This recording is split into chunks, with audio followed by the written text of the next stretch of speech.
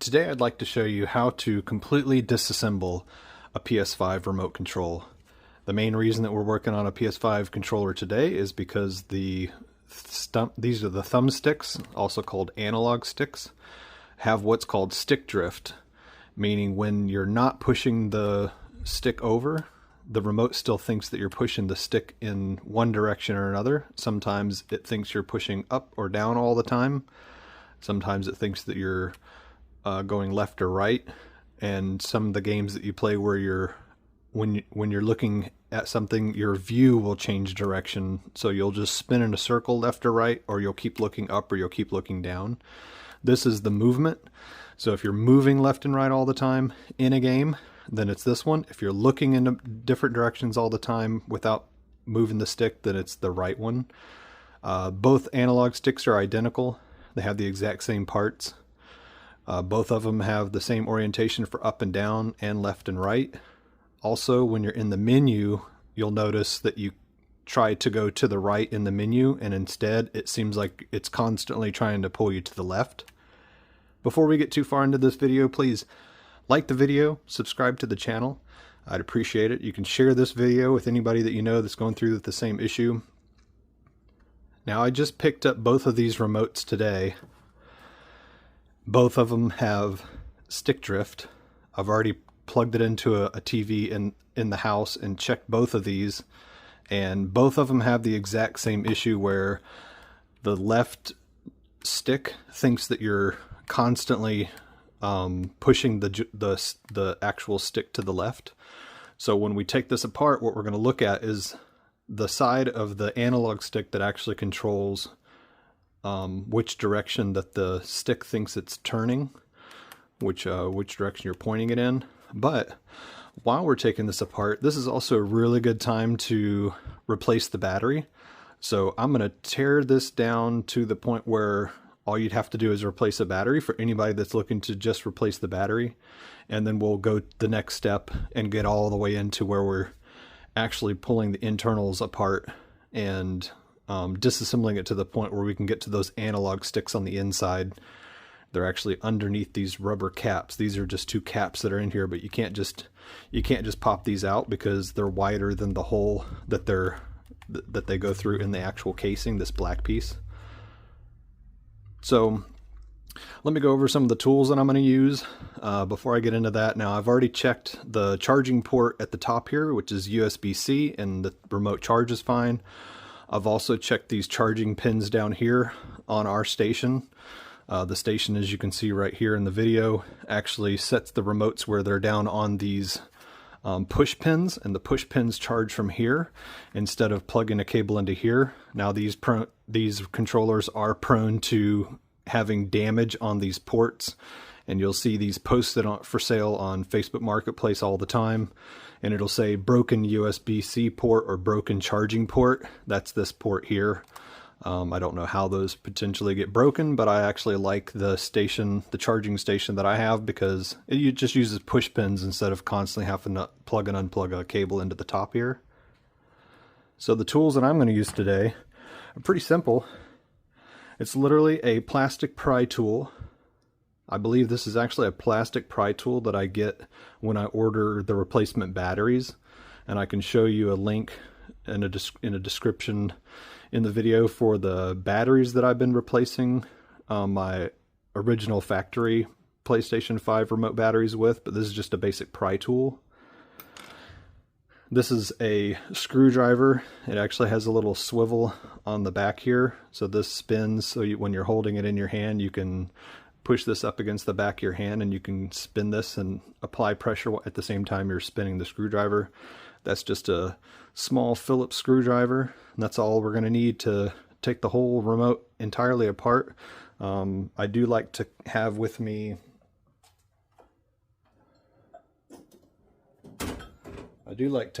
a small pair of needle nose pliers. These aren't very big, but the needle nose pliers are helpful for grabbing the ends of the cables and pulling the cables out, because when we go to disassemble to the point where we're we're fixing the analog sticks themselves, we're going to want to take the mic cables out. There's two mic cables, and this just makes it easier to pull those apart. Also, the touchpad cable, the touchpad at the top here has a cable that goes between it and the PCB itself. We'll need to pull that cable out too for complete disassembly.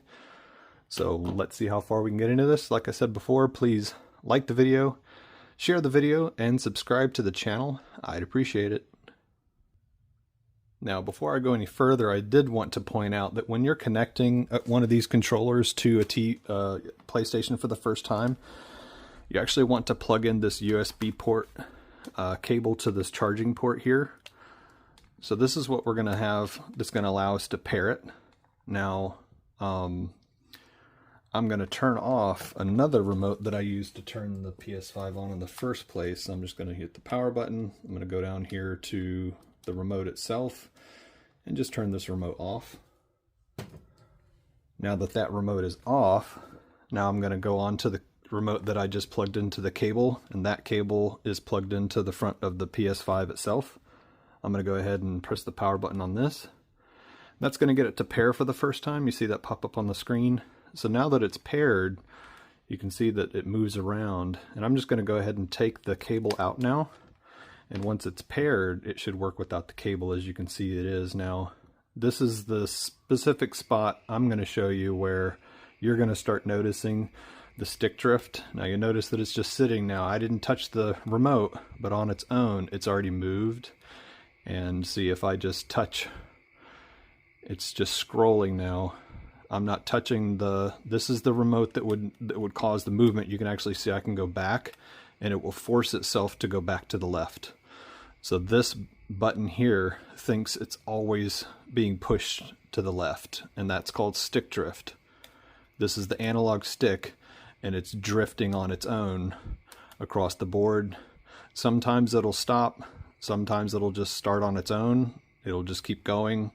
You can kind of fight it with the buttons, but as you can see, I pushed the right button over, and eventually it's just going to go back. So the stick drift on this one is not extremely aggressive. Sometimes it fights it. Sometimes it walks its way back. If I press it over one time, it's going over 2 or 3 times. But that's the issue that this one is having. Now it'll go up and down fine. I can get out of this menu and I can go up and down through everything. But as soon as I'm trying to go to the right now, and even when I go down, it's going back to the left. And so that's what we're going to work on fixing. Once we get this one dismantled, I'm going to turn this one off, and we'll take a look at the other one and see how aggressive the stick drift is on it.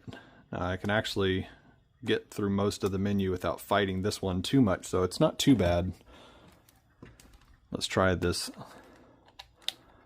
other controller here, and I've cabled it for the first time. I'm going to pair it for the first time. There it is up in the top, so it's been paired now. And once I take the cable out, it should still work. And as you can see, it's already going to the left. So this one has the exact same. Now this one had this one actually had outdated. Yeah, see, now it's just, I'm not pushing the stick, but it's moving to the left. And that's where the issue is. See, now it's just constantly drifting to the left, and I can kind of fight it a little bit, and eventually on its own it's just gonna scroll on its own, trying to show both at the same time on the screen so you can see when it's drifting. See, I'm not even pushing it to the left, and it's just drifting to the left. So what we're going to do is we're going to turn this off. I'm going to give these a good thorough cleaning, and I'll show you what I'm using to clean these with as well, but I wanted to show you what that looks like when I go ahead and plug it into the TV, and you can see what stick drift looks like.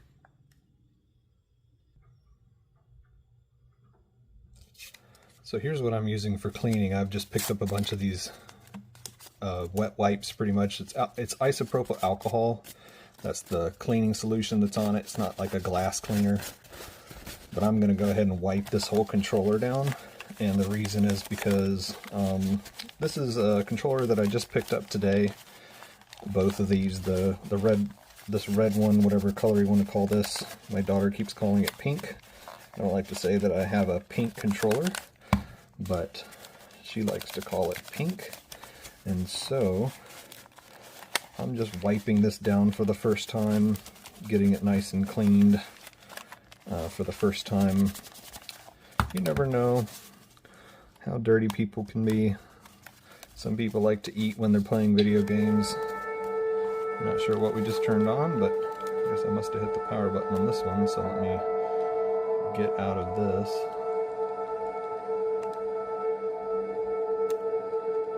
Alright, so we're not playing Stray right now. Let me get this turned off. Hopefully I don't have to fight the controller too much. Alright, so now I've gone and just given it a general wipe. As long as you don't push the PS button, you don't have to keep going into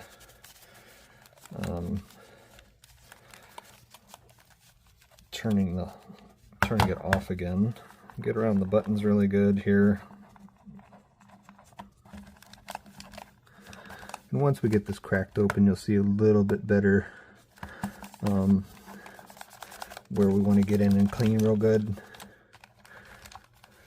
I like to get around the edges of all the buttons, places that have been pushed and touched the most. And I think what you're going to find is it's not that hard to take these remotes apart. It's pretty basic. So let's get started with the easiest thing to do. And that's just to start by popping this black part of the case open. We're going to use the flat part of the pry tool here and just pry into this a little bit. We just want to get this separated. Now that's separated where you can see down into that gap. That was nice and flush before, so that's open.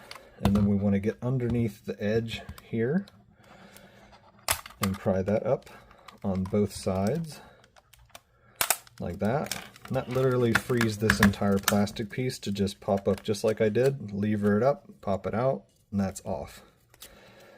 Now we're getting into what we can see inside the controller here.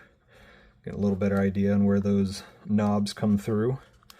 We were talking about earlier how we need to get underneath these two plastic rubber joystick covers. We also need to take out buttons now. The first thing we notice when we get this apart is there's a screw right there, and there's a screw right there. There's also these two little tabs here on either side of the, that's the jack for audio, for like a headset. But that little tab there and that little tab there, those are going to need to be pried apart as well. But I'm going to show you real quick how to take off the buttons on the front. So this particular tool, it's got this flat side on one end, and on the other it's got this little hook to it. And that hook actually fits perfectly right into this little tiny, there's a gap right here on the back of the button. A little bit hard to see in this light, but there's a gap under the button, and that's the perfect place to push that pry tool in and just pop forward and the button comes right off. Okay, do the same thing on the other side.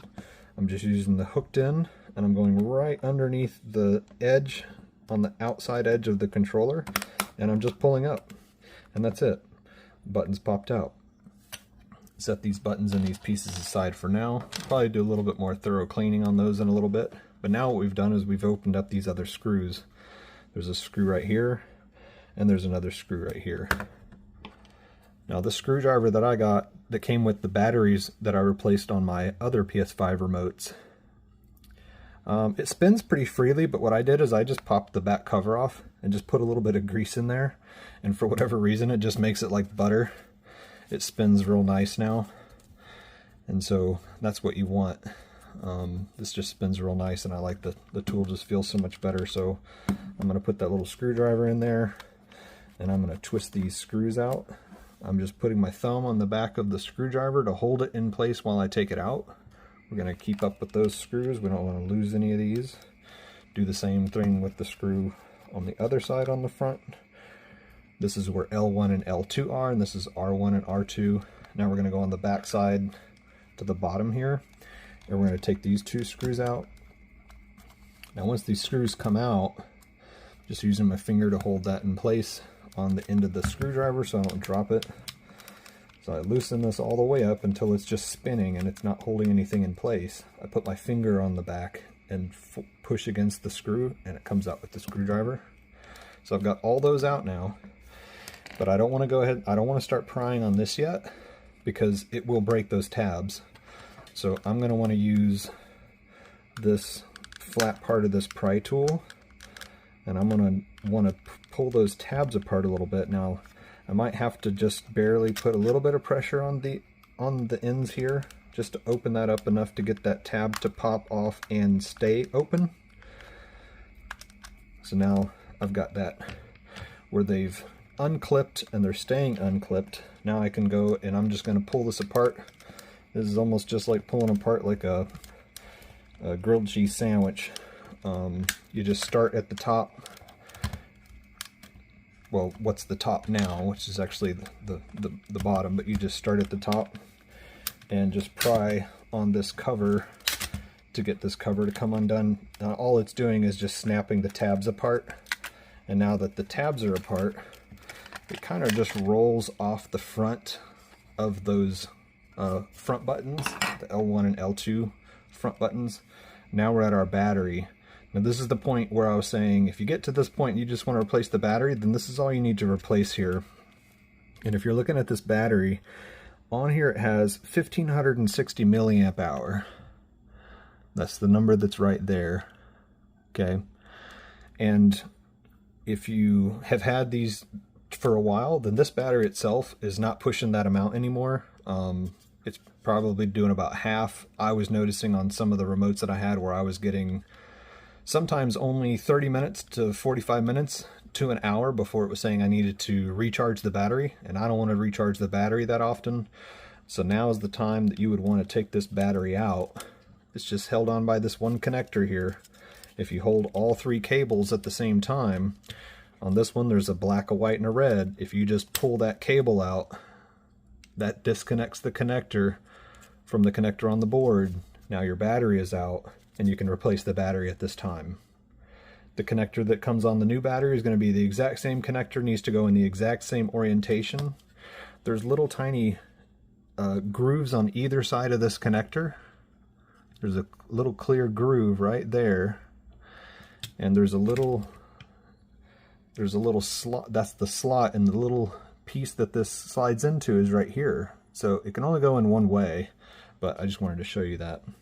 So the battery is now out of the way. If we were just replacing the battery, then this is where we would stop. But what we're looking at today is fixing stick drift. Now, there's two different versions of these remotes. And the other side of the PCB actually has the version on it. The difference between them is on some of them, there's two screws that need to be taken out in order to take this internal part of the assembly out of the front case. At this point, everything is still held in place. It's still kind of put together with this screw here, and this screw here, and this screw here. So, like I said, on some versions, all you need to do is undo this screw, and take out this screw where the battery holder is. Doesn't really hold the battery in place necessarily. But before we get to that point, what we're going to want to do is we're going to want to undo these two brown cables here. Now these are the microphones. There's two different microphones on the PS5 controller, so when you're holding it in your hand, there's the top microphone here, and there's another microphone under here. And the reason that there's two different microphones is because it's actually meant to filter out background noise. So one filter understands where your voice is coming from, and the other one catches background noise, and it filters out background noise. So when you're in chat, when you're talking to other people in game, sorry, didn't mean to bump the camera stand here. When you're talking with other people in game, it filters out the background noise and makes it so that it's more clear when you're talking to people. So that's the reason that there's two microphones on this. But if I take out this battery plate, this particular microphone is connected to that battery plate. So And the other one actually goes from the front here across right here past this little tab that's held in by a hole in the ribbon cable, and it comes up here to this spot right here and plugs in. So here's where my needle nose pliers are going to come in handy. I'm just going to grab, there's a little tab here, it's a hard plastic tab, and that is meant for being able to pull out the cable as I just did.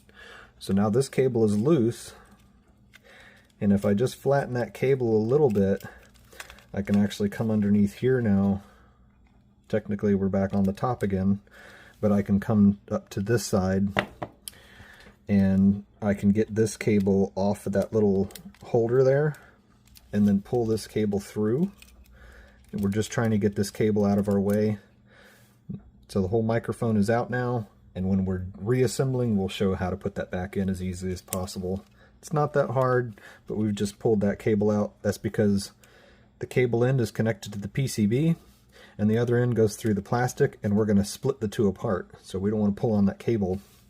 As I mentioned earlier, from the touchpad to the PCB, the green is the PCB here, that's printed circuit board.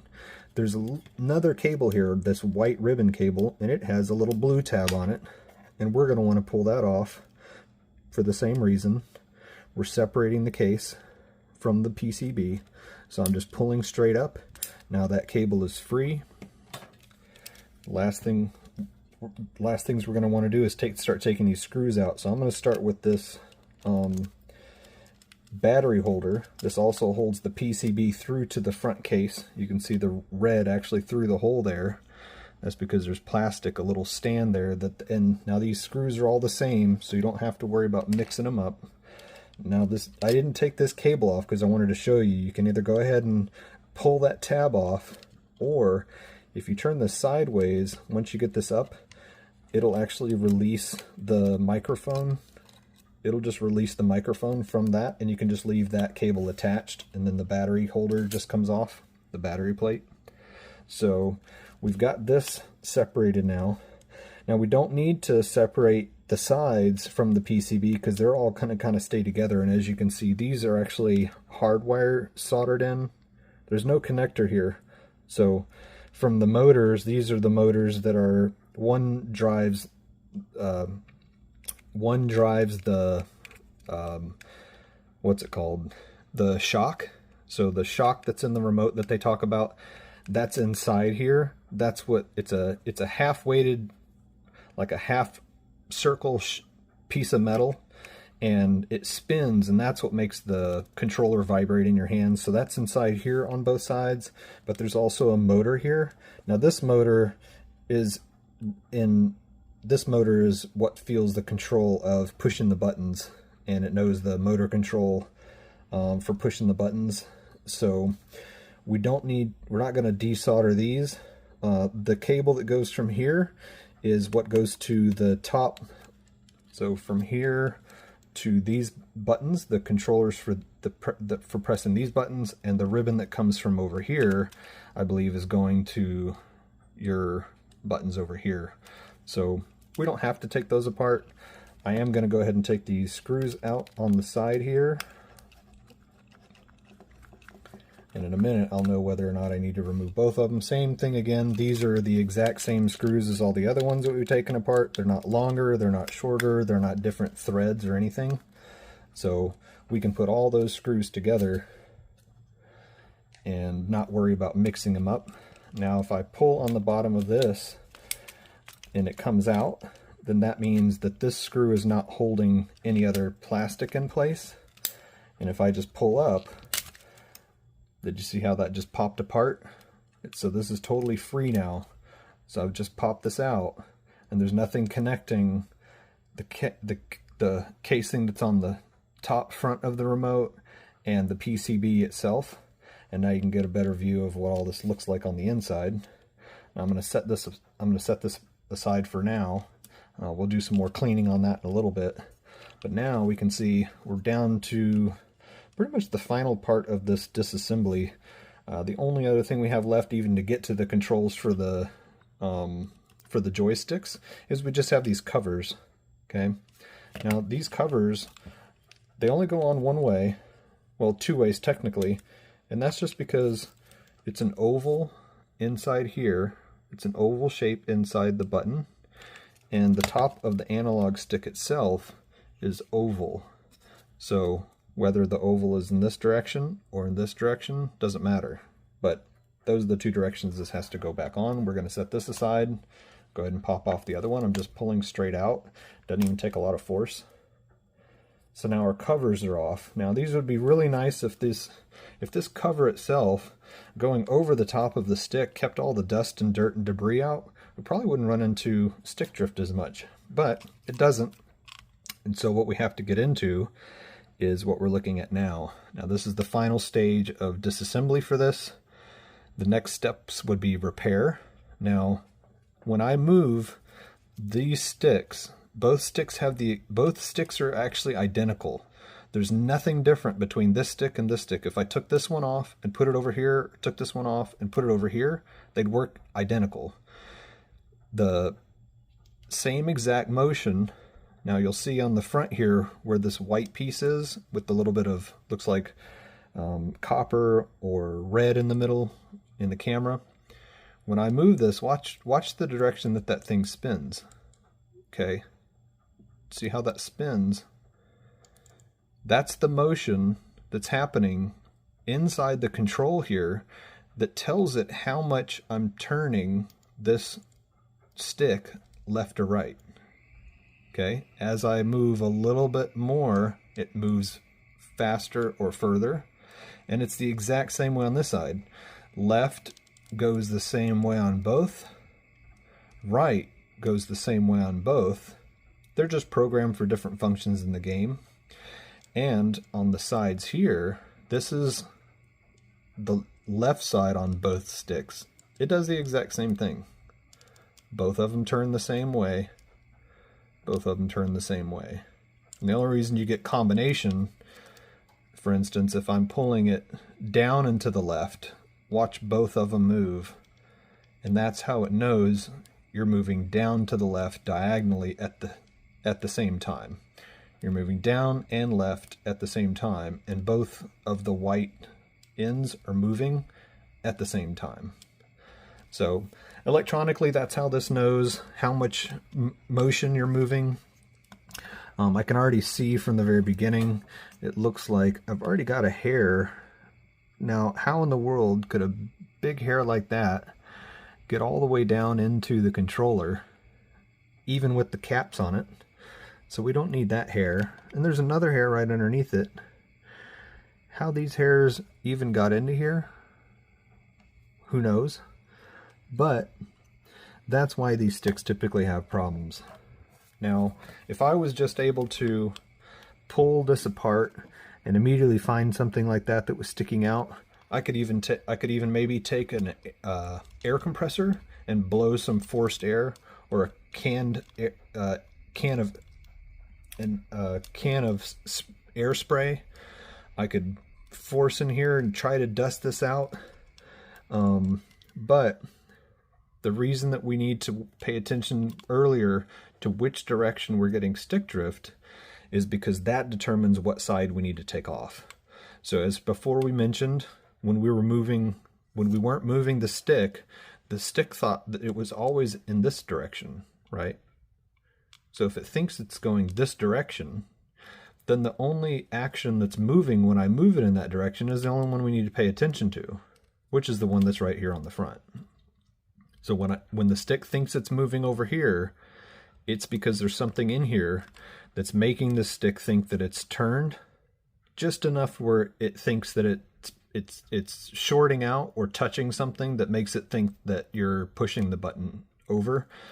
So it's manually, somewhat mechanically, there's something stuck between the two pieces here, between here and this green piece. I'll show you what these look like when we split this apart. But now we've isolated which of the sides of which analog stick we actually need to pop open. And that's the next step we're going to do here. We actually need to pop this open.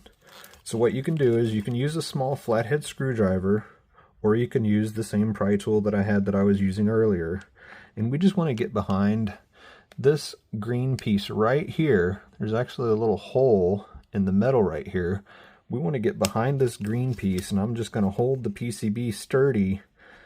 I'm holding it in my hands like this, and I'm just going to go behind there, and I just want to pry this off gently and just get this to snap off. It's just going to pop off. I'm not forcing it any further than I have to, but once we get this to pop off, now we can see the internals. Now I didn't pop it off so much that I didn't break the pins, these 3 pins that go through here. That's what actually connects this little side piece into the board through these 3 pin holes here where it's soldered in.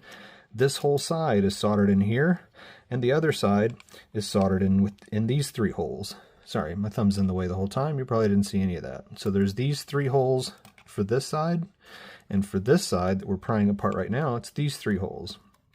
So if I needed to, I could actually desolder these 3 pins, meaning completely suck and clean all the solder out of these holes where the pins go through, and I could unsnap this just like I did, and I could snap a new side in from a replacement analog stick, and I could just replace the whole thing. If it's just damaged to the point where I can't fix the stick drift, then that's the next step that I would have to do here. So I can already see, just looking at the little plate that's in here, I can already see where there's some kind of black dirt or something that's already gotten on here.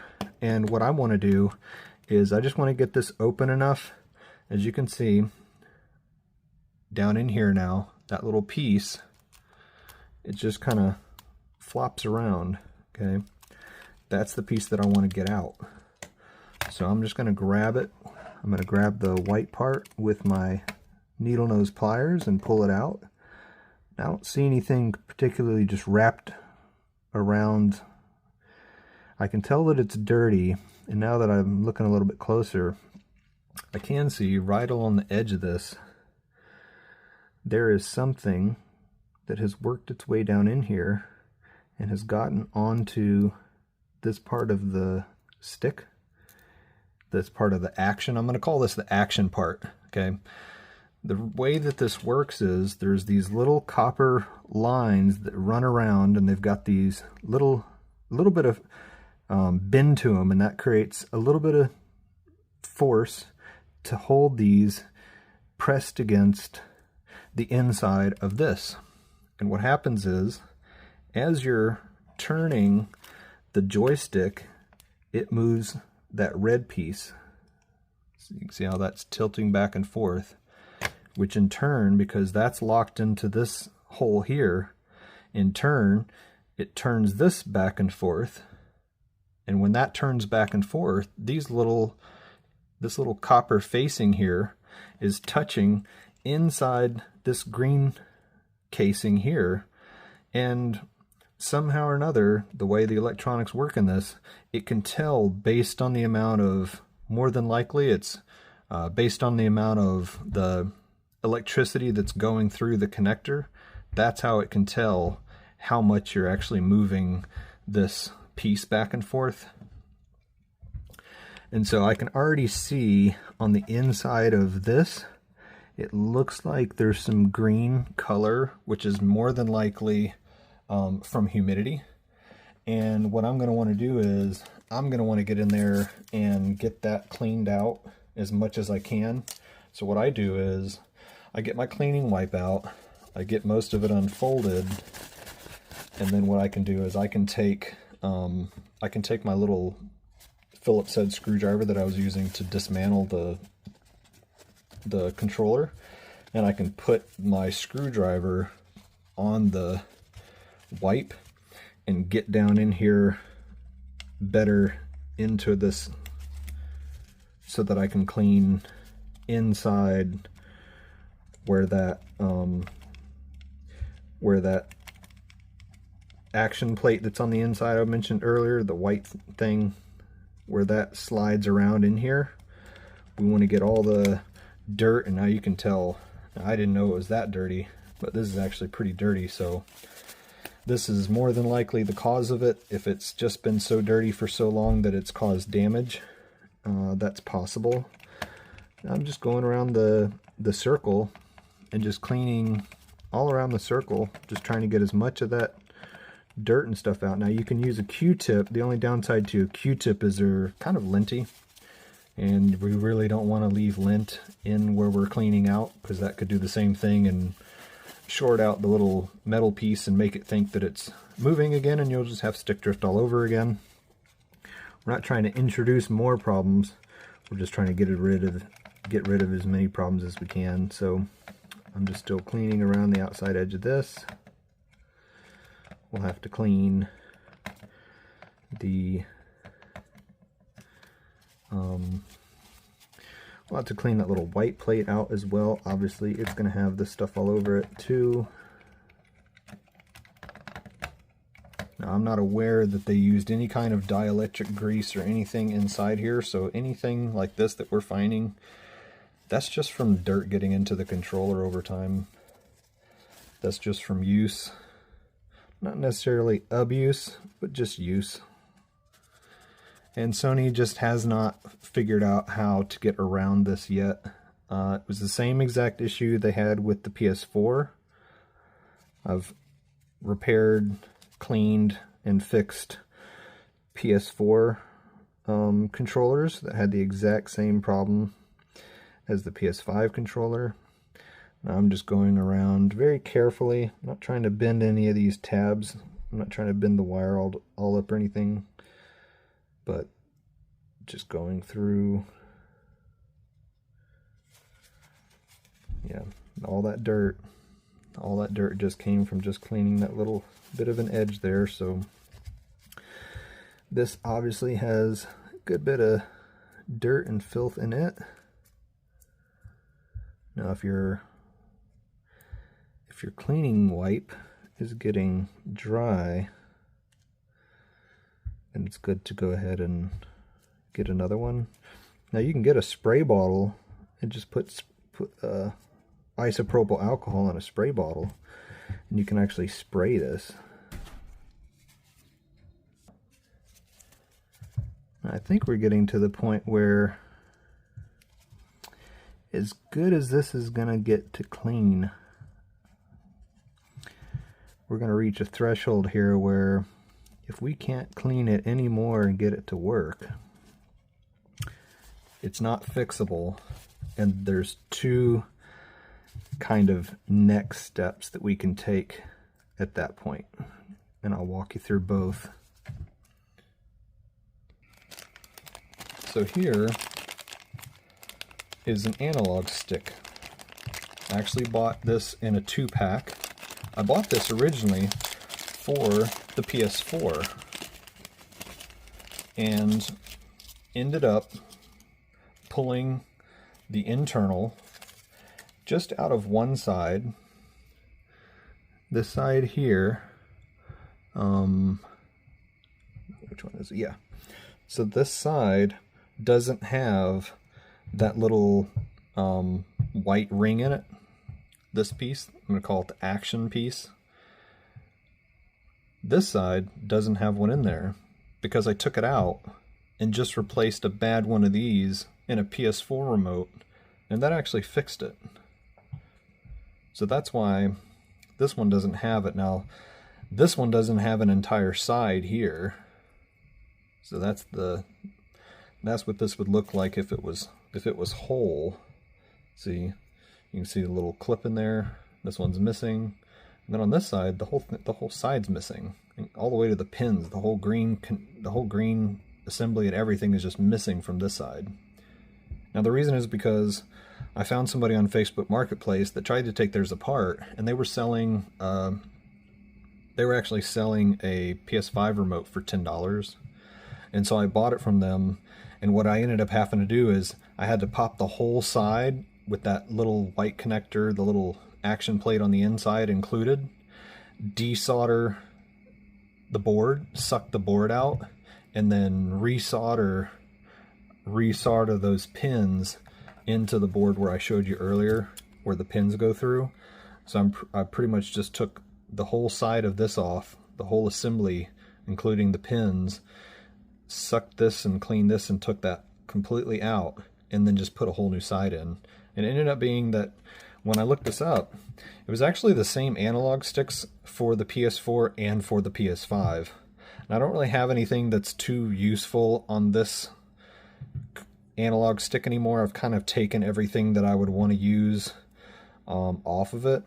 I've just kept it in case there was something else on here that I might end up needing for another replacement. But this one actually still has both full sides.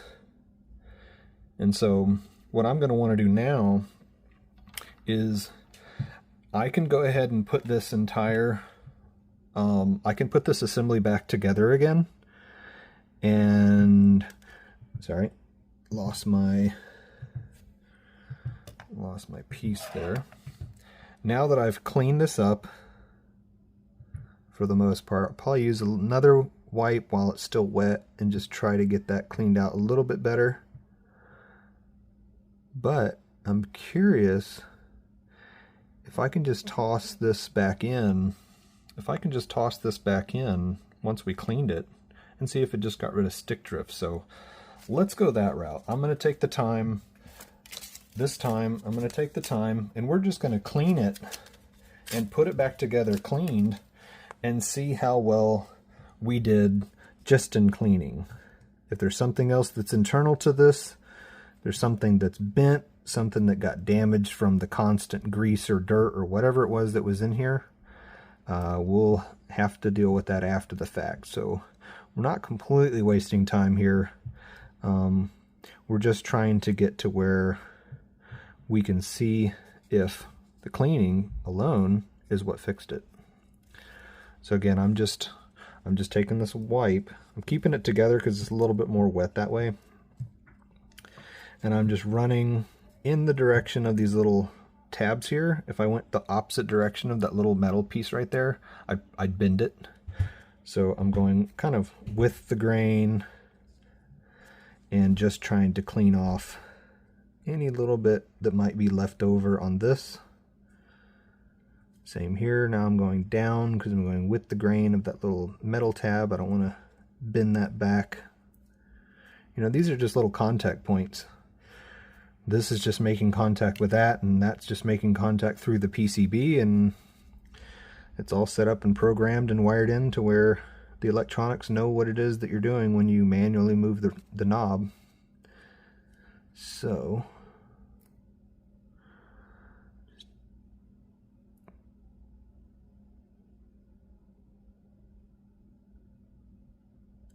alright, so I've got that cleaned.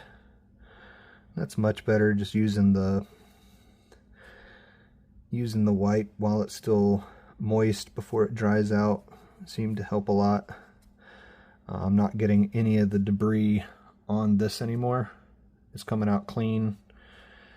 And just for fun, while we've got this apart, while I'm using another wet wipe here, while this one's clean, we'll just double check on the inside here.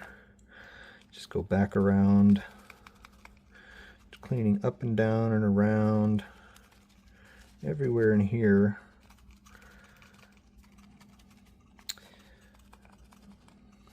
I'm not trying to damage anything. I'm not pushing very hard at all. Doesn't take any amount of force. I'm literally just trying to get this cleaning wipe to rub around the surface of the contact face inside this green part. And I can run it in here. There's no contact on this side. All the contact happens on the inside here. And now, it seems to me that that's a lot better. I'm just barely getting any more of that, just little tiny bits of the dust kind of gunk that was on the inside there. While we have it open, because we are doing a cleaning test only, let's get this really cleaned out. Alright, just a little bit of dust left on the end of that. Alright, let's call that good for now. Alright, we're testing this out. We want to see how this works.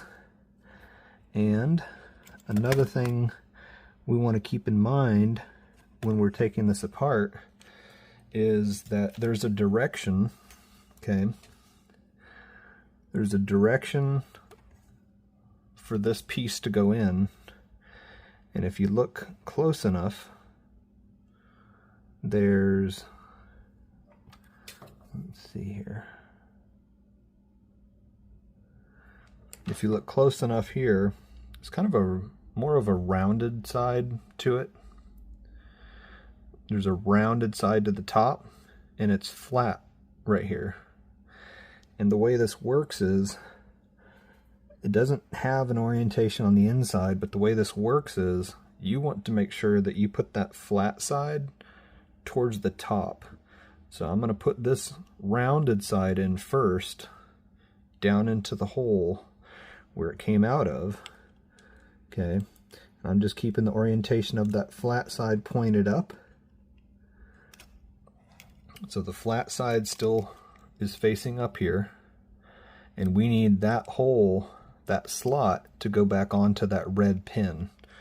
So we're going to make sure that our action plate is in the right direction, like that.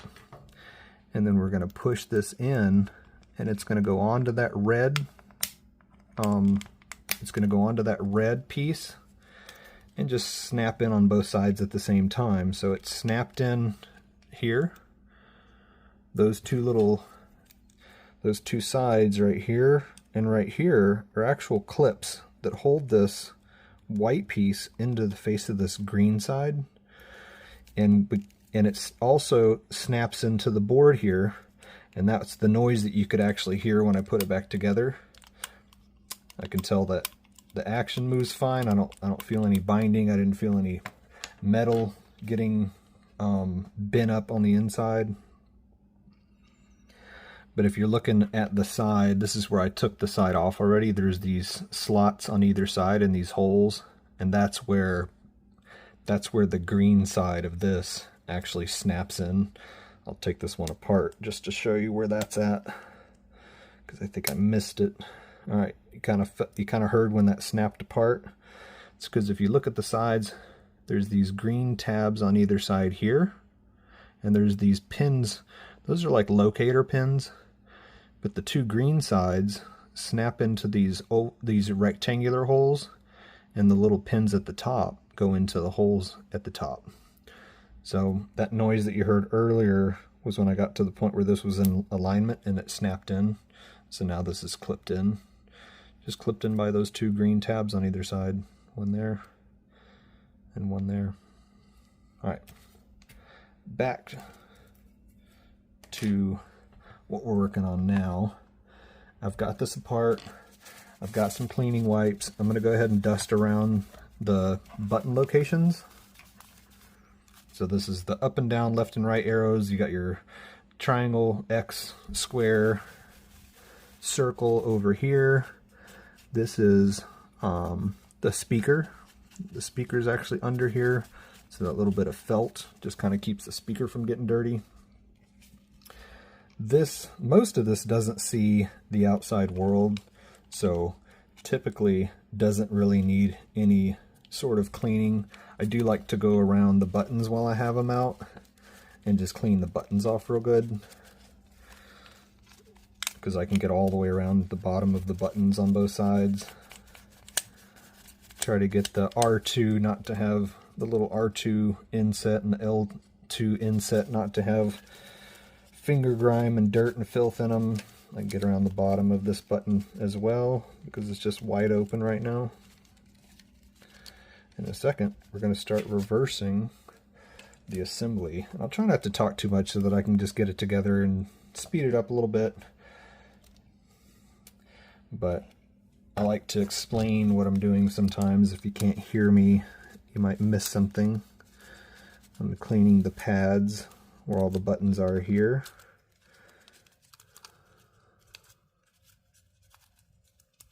Okay. So that's all together. Didn't move anything out of the way on accident. Now, while I have this open and can get in here, I'm going to clean This is kind of the edge of the case where the case goes together. So any dirt, any nastiness that could get stuck between is going to get stuck right in here. I heard something fall out a second ago. I didn't have my hand over it. I'll show you what that was, because that'll probably happen to you when you pull this thing open and take a look at it. You're probably going to have something fall out. You're going to be wondering where it went. And I'm going to get a message saying, Sean, this thing fell out. I don't know what it is. Where does it go? So it's nice to be able to work through all that kind of stuff at the same time. Just going along all the edges. Everywhere the case lined up. My cleaning wipe's getting dry, so let me get another one. I keep a stack of these next to me the whole time I'm working on this because I'm not completely OCD, but I tend to lean that way a little bit, because while I've got it apart is the time that I can clean it the most. So now seems the time to do it. You can get down in these little holes here where the buttons go through, around the back of the touchpad, both sides, all the way down on the edge of the plastic. Just cleaning up what hadn't been cleaned since last time this thing got taken apart. Get it down in the button, the analog stick holes, around the PS button. It's a little dirty there. So that kind of pushes out the back there, so you want to make sure you don't have that pushed out. Even I've noticed where this is the mute button. This clear kind of whitish button here, that's the mute button. It's got a good bit of dirt behind it right there. So I'm going to try to get that out.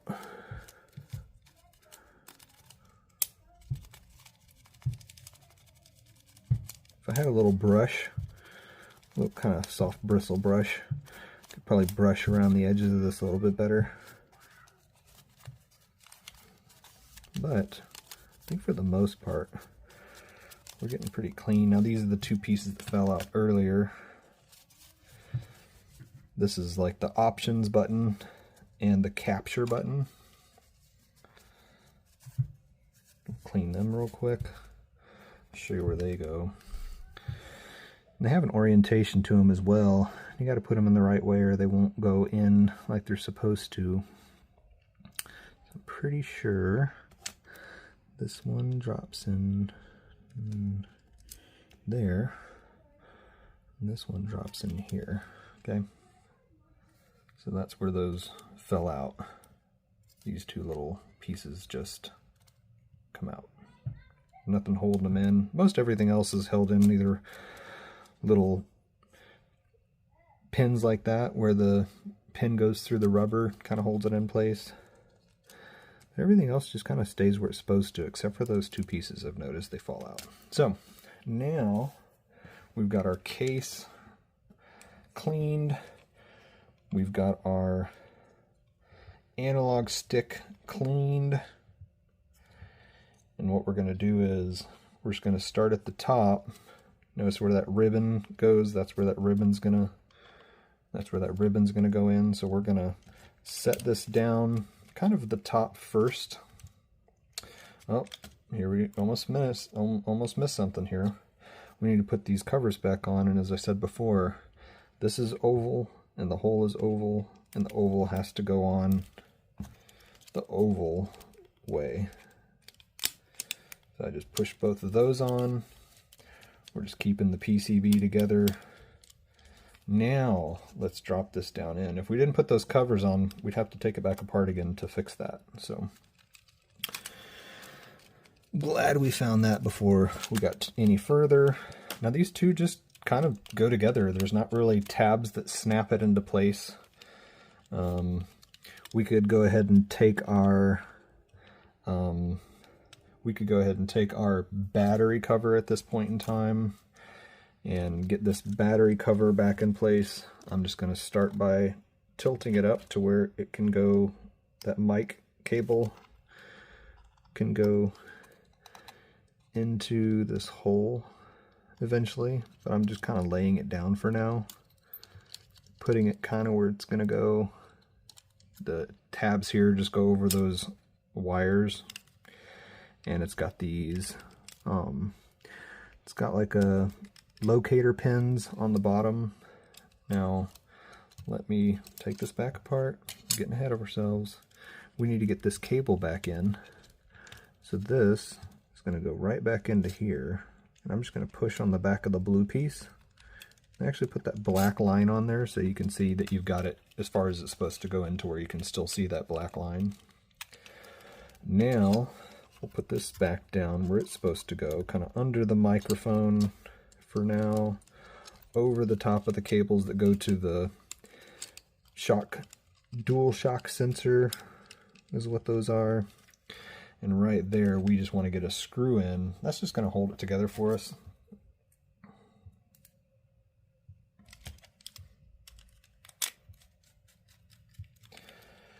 So that's going to just keep this together so we don't have to keep fumbling with it trying to hold all the pieces together ourselves.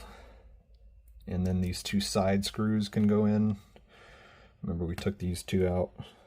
Just doing the opposite. I'm holding my finger on the screw to get it into place. Once it's in, screw it in. You don't have to over tighten these. They're not really holding anything real substantial together. It's just kind of holding the case in place with the internals. So don't overdo it. You'll strip the plastic out where the screws go in. Now we want to go ahead and set this microphone in place. Bring this up a little bit better so you can see it. So this microphone here, it actually dips down into that slot first. That little end slips down into that slot right there first. Once it's in, you push it around this little corner here. There's a little plastic tab there that just holds the ribbon. So that one's done. Now this one, if you remember, was kind of snaked up through the case in around to the top of the PCB, so we want to put this back through the hole that it came out of, which is right there. That's going to go up through the hole. It's going to come out the top. See, it's starting to sneak out the top there. We'll push it all the way in until it gets to where we can grab the top and pull. Now it's set itself on that tab again, where there's a hole in the ribbon. It's set on that tab. We're going to want to do the same thing we did with the microphone just a minute ago. We want to get this one where the tab goes right into that slot there. The tab on the end of that goes into that slot in the case. Just slips in. Make sure that the ribbon is on this tab there, on that little holder there. Get back to the top. This is where that cable end was earlier that we pulled off with the tweezers. We're just going to take this cable in and turn it down. You might ask, turn down for what? The reason is to plug it back in. And then I can just push on the back of that hard plastic on the cable there, and now it's in place. So that's what that looks like. Both cables are in place. We didn't pull these out. We put that cable back in.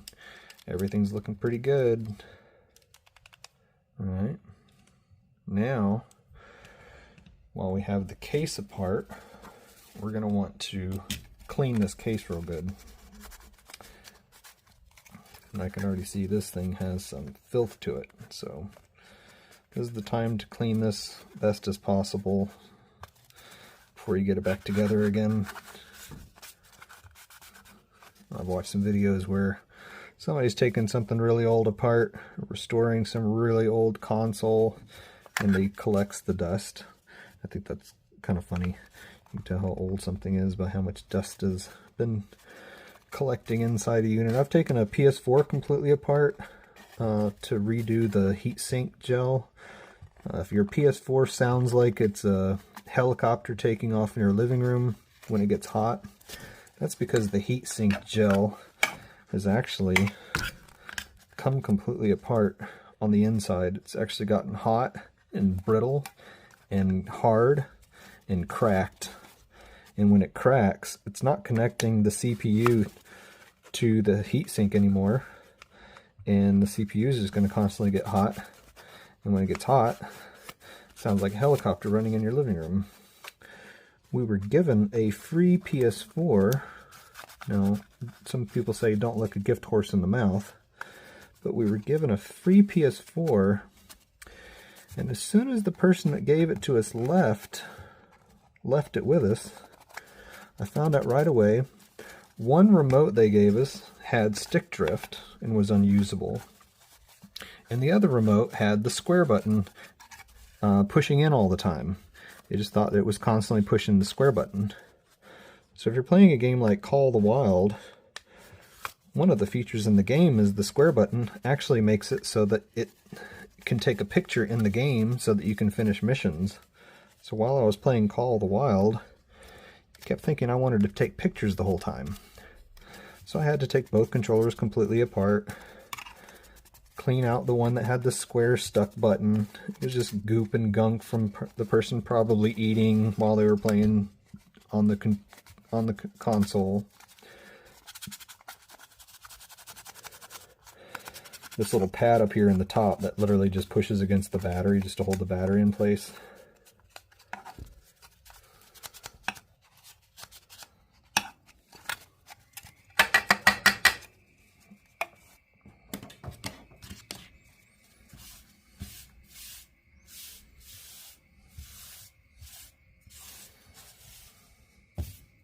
Alright, so this is looking pretty clean. We do need to get the battery back in.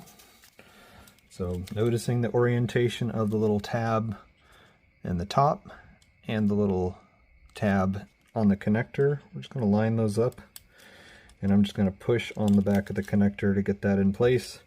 I'm tucking the cable under this little arm here. That's what that's for, just to hold the cable in place. And now the battery is back where it was. We've already got this, we already cleaned this up earlier. Sometimes you can look around, that's the lower microphone hole, and that's the reset button hole. You can look in those, you can look in these two holes and just make sure they're clean. I'm not sure what happened. Somebody had a fight with the USB port, just not finding it or something, because this is just all kinds of scratched at the top here. And it's probably not something I could fix unless I got some kind of like buffing compound out. But for whatever reason. So what we're going to do now is set this back in place. Now I've got the controller just sitting on the knobs now, just like it is. And I'm just going to go over the top, starting with the top first, and kind of get the top lined up first like that. And then I'm going to snap down to the bottom. And I'm looking at these tabs here and just making sure that those two tabs we pried apart earlier are back together. Everything's nice and clean. All the lines go together real well. You can check down the lines and just see if there's any gaps. There's no gaps. So this is ready to put those first 4 screws back on. Now at this point, because the battery is connected, I don't have to put this together any further than it is. Probably didn't even need to snap that cover on.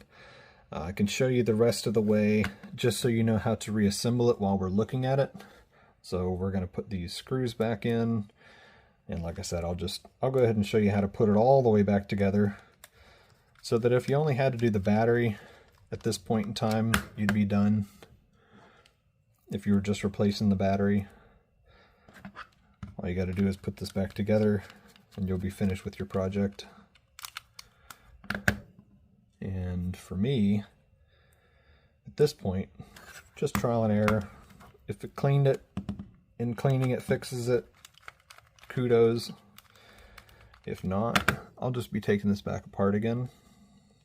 But I wanted to show the whole process of elimination. If you want to just clean it, If you'd rather just get the little parts out of the analog stick that you purchased and just go ahead and replace that action piece inside the analog stick so you don't have to potentially take it back apart if cleaning didn't fix it. I'm just cleaning these buttons while I have them out. It just makes it easier. The two buttons that we pried off with that blue pry tool earlier. This is the R1, L1. I'm gonna go ahead and clean this while I've got this out. Just a little bit easier to get to.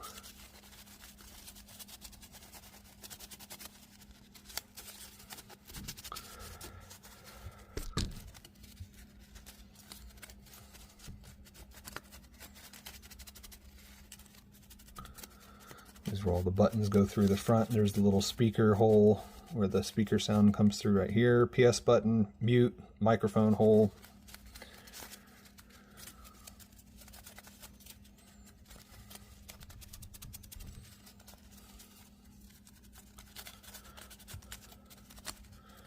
I'm not trying to bump the camera stand too much, but it is right in front of me. All right.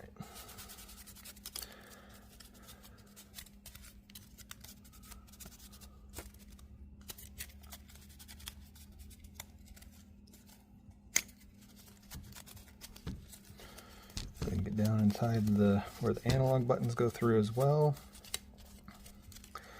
That's looking pretty good.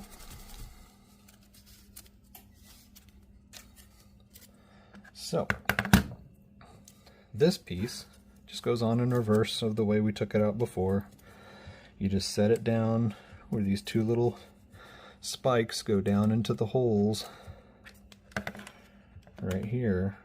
Just goes down into that hole just like that, and then you turn it up and then push it into place, and it just finds its way to snap down into where it's supposed to sit. A little bit of dirt right there. That just finds its way to snap in right here where the gap is. Our gap's closed. Push onto the end. Push onto the end. We're all back together. All we got left is direction buttons here. So they only go in one way. The L reads the same way as the L. And there's just a slot that the back of this goes into. It is not wanting to white balance adjust, so where these two kind of fangs go, they go just down into the board.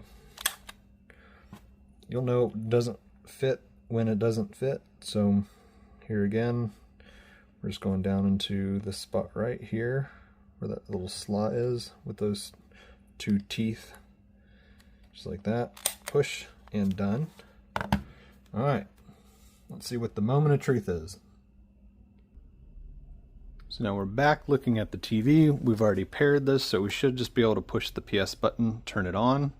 If the battery's connected, it'll power right up. We're good.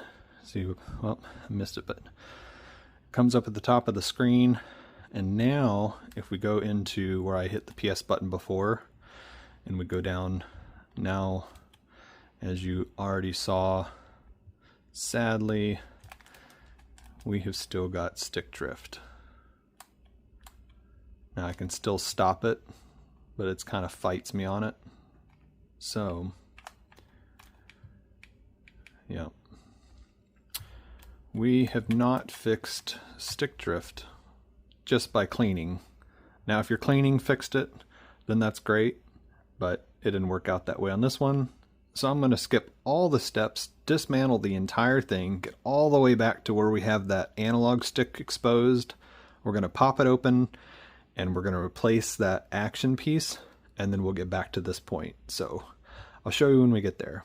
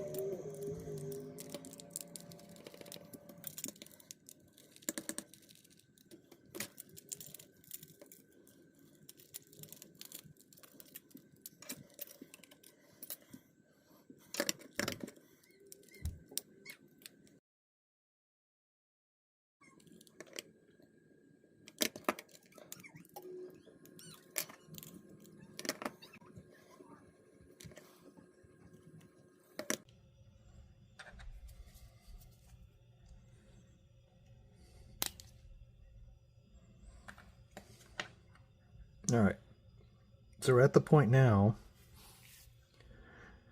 where we were before. I've got the old action piece out. I removed the side of our sacrificial analog stick for parts. Now we've got our action plate that's inside here, and I just need to take this plate out.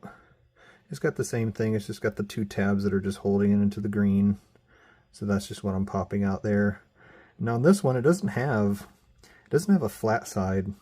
What it has is a rounded side, and then it's got a notch in the top. It has a little bit of a flat side, but it's kind of hard to see, and I don't know if you can see it, even see it in here or not. But it's rounded on the bottom, so this is facing the pins, and then the top side has this notch. So that's what I'm going to remember it from, so that I can put this in the same orientation. Okay, so that's what the inside looks like. Here's that's the little action plate that we're using. Here's our old bad one. Hopefully it's just this that's bad. And we're just remembering what side that little notch was, and then just putting this in to our side with that notch up like that. It just falls back right into the same spot that the old one came out from.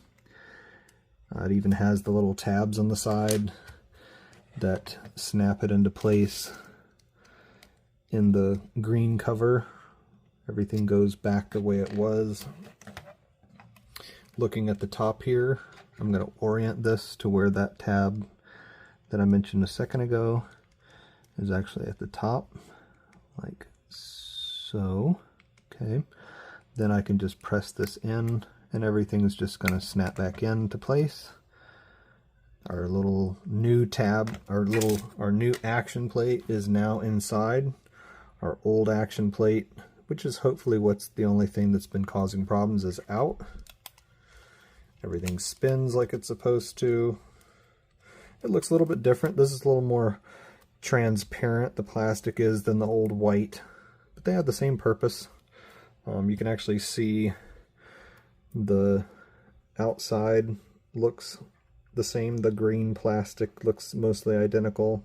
Nothing's really changed. Just small subtle details in the design itself. So from here, we replaced that action plate.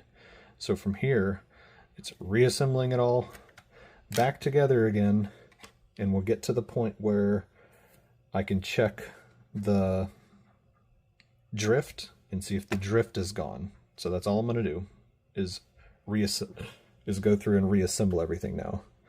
I'm just going to put this cover back on. Just know that I have that part. Not going to keep track of that old one. All right, where were we? Reverse, go.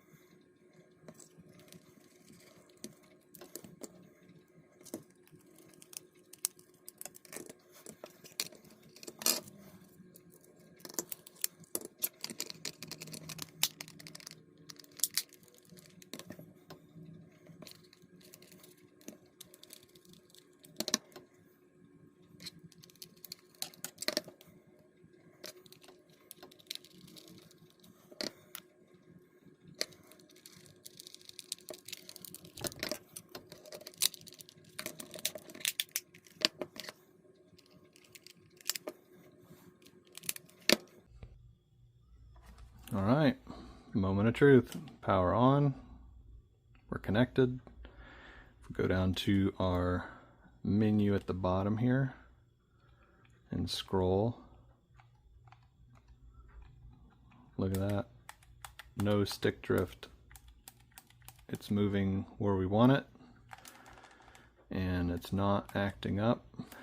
Up and down work great. So this was success. So it's not moving on its own at all. If I move to the right, it stays. It's not fighting me anymore. So it was literally just that internal action part that we replaced has taken care of it. Now, let's try it on the second remote that I just picked up today. So I picked up both of these remotes, both with known stick drift. Picked both of them up for $40 today. So let's see if we can take care of the white one now.